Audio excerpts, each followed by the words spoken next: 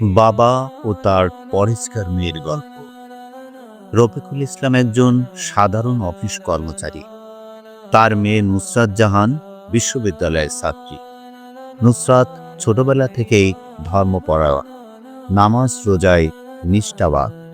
সে সব সময় হিজাব পরে, অহেতুক মেলামেশা এড়িয়ে চলে। একদিন রফিকুল দেখলেন নুসরাত কাঁদছে, কারণ তার কিছু সহপাঠী তাকে নিয়ে মজা করেছে। এত হিজাব পরো কেন? এখন তো সবাই মডার্ন। নুসরাত ধৈর্য ধরে উত্তর দিয়েছিল, আমার স্টাইল আলাদা, আমি আল্লাহর সন্তুষ্টির জন্যই এটা পড়ি। কিন্তু রফিকুলের মনটা খারাপ হলো। তিনি চিন্তা করলেন, আজকালকার যুগে আমার মেয়ে কি একা হয়ে যাবে? সেদিন রাতে তিনি নুসরাতকে ডেকে বললেন, মা, তুমি কি একটু বেশি স্ট্রিক্ট হচ্ছ না? সামাজিকতা তো রাখতে হয়।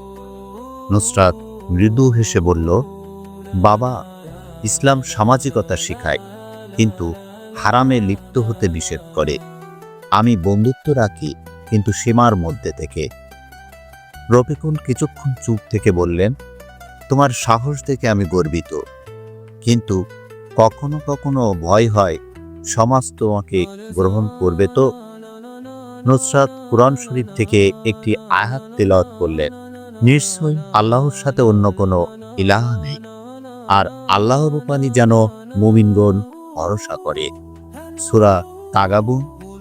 বাবা চোখের পানি মুছে বললেন, মা, আজ তুমি আমাকে শিক্ষা দিলে, আসলে আল্লাহর উপর ভরসাই যথেষ্ট। এরপর থেকে রফিকুল নিজেও নুসরাতের দেখা দেখি নিয়মিত নামাজ করা শুরু করেন। একদিন অফিসের সহকর্মীরা তাকে জিজ্ঞেস করল, আপনি এত ধর্মভীরু হয়ে গেলেন কেন?